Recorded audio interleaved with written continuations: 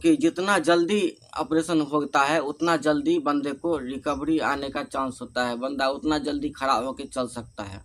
Internet पर आपको बहुत सारे मिल जाएंगे पेशेंट जो कि खुद तो अभी बिस्तर पर पड़े हैं, खड़ा नहीं हो पाते हैं और दूसरे को उपदेश देते हैं वीडियो बना करके, ऐसे करो वैसे करो।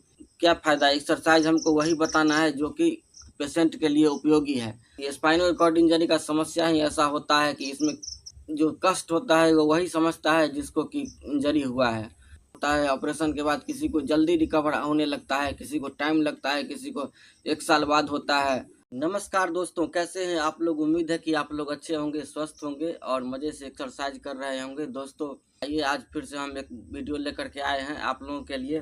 तो लगभग 10 दिन हो गया वीडियो नहीं बना पा रहे हैं।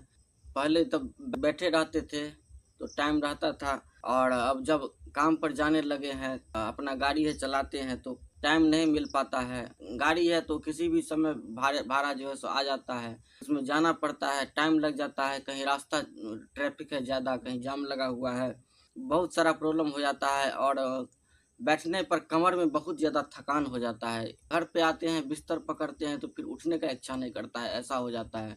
इसलिए वीडियो के ऊपर ज़्यादा ध्यान नहीं जा पाता है। दोस्तों कमेंट आप लोग का पढ़ते रहते हैं, जो कुछ भी कमेंट आता है। आज ही 2 घंटे पहले का एक कमेंट है, ये आदमी लिखे हुए हैं कि उनका D12 फ्रैक्चर हो गया है, कंप्रेस कर गया है, फ्रैक्चर हो गया है, एक्सीडेंट हुआ है। तो वो पूछ रहे थे कि क्या इलाज कराएं और क्या एक्सरसाइज है वो बताइए। कितना दिन हुआ है फ्रैक्चर का, कैसे हुआ है ये तो हम नहीं जानते हैं, लेकिन ये कहेंगे कि इलाज उसका जो है सो डॉक्टर देखेगा तो ऑपरेशन तो करना ही होगा। यदि अब कॉर्ड दब रहा है तो ऑपरेशन करना होगा। तो आप जल्दी से जल्दी ऑपरेशन करा ले अगर ऑपरेशन कराना है तो, क्योंकि जितना जल्दी ऑपरेशन होता है उतना जल्दी बंदे को रिकवरी आने का चांस होता है, बंदा उतना जल्दी खड़ा होकर चल सकता है। ज़्यादा लेट हो जाने पर फिर वो लेट ही होता चला जाता है। इसलिए जल्दी से जल्दी हो सके तो अगर सर्जरी होना है तो डॉक्टर जो बता रहा है सर्जरी करेगा तो सर्जरी जल्द करा लीजिए। उसके बाद सर्जरी करा के आइएगा तो फिर एक्सरसाइज तो मान लीजिए कम से कम 1 महीना बाद करना होगा, क्योंकि जब तक आपका स्क्रू लगा हुआ है तो जॉइंट को मजबूत होने में थोड़ा टाइम लगता है, उसके बाद ही एक्सरसाइज चालू होगा। उससे पहले फिजियोथेरेपी करा सकते हैं, जो मशीन लेकर के करता है, टेंस मशीन लेकर के जो फिजियोथेरेपी डॉक्टर आते हैं कराते हैं। एक्सरसाइज वही बताएंगे। ऐसे आप इनको इंटरनेट पर यूट्यूब के माध्यम से, फेसबुक के माध्यम से बहुत सारा एक्सरसाइज मिल जाएगा देखने को। बहुत सारे पेशेंट का वीडियो है, मेरे भी चैनल पर जाइएगा तो मैं भी बहुत बहुत सारा एक्सरसाइज करके बताया हूँ, जो एक्सरसाइज मैं करता हूँ। और कोई ज़्यादा बहुत बहुत भारी और बहुत ये ऐसा नहीं है एक्सरसाइज की हवा बना दे। इसमें मत बस 3 से 4 एक्सरसाइज है, 3 स्टेप 4 स्टेप है, ज़्यादा नहीं करना है। 3 स्टेप 4 स्टेप ऐसा एक्सरसाइज है जो आपको मेहनत बहुत करना पड़ेगा उसके लिए।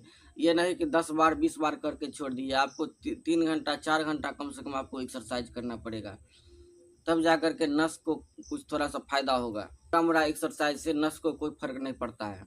अब वीडियो मान लीजिए, अब ऐसे आदमी का देखिए जो कि सक्सेस है, जो कि इसको पीछे छोड़ करके जीता है और खड़ा होकर के चल दिया है। इंटरनेट पर आपको बहुत सारे मिल जाएंगे पेशेंट जो कि खुद तो अभी बिस्तर पर पड़े हैं, खड़ा नहीं हो पाते हैं और दूसरे को उपदेश देते हैं वीडियो बना करके, ऐसे करो वैसे करो।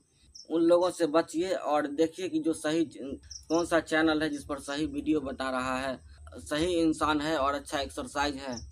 मेरे चैनल पर आपको वही एक्सरसाइज मिलेगा जो हम खुद करते हैं। अगर ऐसे ही अगर एक्सरसाइज का वीडियो बनाने लगे तो इतना एक्सरसाइज है, इतना एक्सरसाइज है कि एक एक एक्सरसाइज का वीडियो रोज बनेगा, लेकिन क्या फ़ायदा? एक्सरसाइज हमको वही बताना है जो कि पेशेंट के लिए उपयोगी है। जो पेशेंट कर सकता है वही एक्सरसाइज, जो पेशेंट आसानी से कर सकता है। अब ऐसा एक्सरसाइज बताए कि वो पेशेंट को तो खुद उठ करके बैठ नहीं सकता है, बिस्तर पर से उठ करके बैठ नहीं सकता है खुद, और एक्सरसाइज ऐसा बता दिए कि वो कर ही नहीं सकता है, तो उससे कोई फ़ायदा नहीं होने वाला है। ऐसा वीडियो नहीं बनाते हैं, हम वही एक्सरसाइज बताते हैं जो कि कर सकते हैं। ये स्पाइनल कॉर्ड इंजरी का समस्या ही ऐसा होता है कि इसमें जो कष्ट होता है वो वही समझता है जिसको कि इंजरी हुआ है। अब जितना भी पेशेंट है, हर पेशेंट का लक्षण अलग अलग होता है। अब इसमें चोट कैसे लगा है उस पर निर्भर करता है, चोट किस तरह से लगा है, किस एरिया में लगा है। किसी का ज़्यादा चोट होता है, किसी का कम चोट होता है। ऑपरेशन के बाद किसी को जल्दी रिकवर होने लगता है, किसी को टाइम लगता है, किसी को 1 साल बाद होता है। तो हर आदमी का हर तरह से होता है। और जिनको एक्सीडेंटल केस है उनको तो मान लीजिए चोट लग गया है, लेकिन जिनको ट्यूमर होता है तो उनको तो चोट नहीं लगा होता है, लेकिन उनको भी स्पाइनल कॉर्ड के ऊपर ट्यूमर होता है, ट्यूमर निकालता है काट करके, तो उनका भी जिस एरिया में जहाँ ट्यूमर है उस एरिया से जहाँ जहाँ नस सेंसेशन जाता है उस एरिया को वो पैरालाइज कर देता है, डैमेज कर देता है। तो उनका भी वो भी बिस्तर पर चले आते हैं और उनका भी इलाज यही है कि एक्सरसाइज करेंगे, दूसरा कोई विकल्प नहीं है।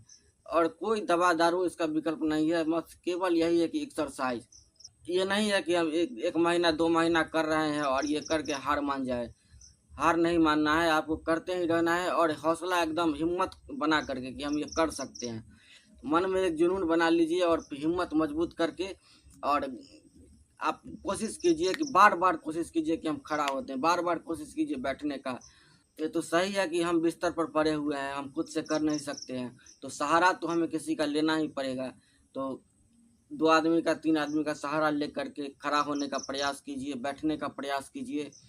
जब बिस्तर पर लेटे हुए हैं तो उसके लिए अलग एक्सरसाइज होता है। जब आप बिस्तर से उठ करके बैठने लगते हैं तो उसमें फिर इस एक्सरसाइज का स्टेप बढ़ाया जाता है। पैर लटका करके बैठते हैं, पैर में मूवमेंट है कि नहीं, आपका कमर मतलब बैलेंस बराबर रहता है कि नहीं बैठने पर। तो ये सब देखने के बाद एक्सरसाइज उसको उस तरीके से एक्सरसाइज पेशेंट को बताया जाता है। और रहा कि यूरिन और पॉटी का जो सेंसेशन है वो अधिकतर पेशेंट को गायब हो जाता है। शायद ही कोई ऐसा लकी पेशेंट होता है जिनको कि उसका मूवमेंट महसूस रहता है और उनका वो चीज़ नहीं जाता है, लेकिन ज़्यादा से ज़्यादा पेशेंट को इसका सेंस चला जाता है, यूरिन का और पॉटी का। खड़ा तो आप जल्दी होकर के चलने लगिएगा, यूरिन और पॉटी का सेंसेशन आने में काफ़ी टाइम लग जाता है। हम अपना अनुभव बताते हैं, कुछ 6 साल हो गया है, लेकिन अभी महसूस होता है, लेकिन रोकने की क्षमता हमको नहीं है। तो ठीक है दोस्तों, आपके कमेंट के अनुसार जो हमें जानकारी था, जो हमारा एक्सपीरियंस था, वो हम आपको बताए हैं। तो इसी तरह कमेंट में प्रश्न करते रहिए और जहाँ तक मेरा अनुभव है हम आप लोगों को बताएंगे। तो मिलते हैं फिर अगले वीडियो में, तब तक के लिए जय श्री राम।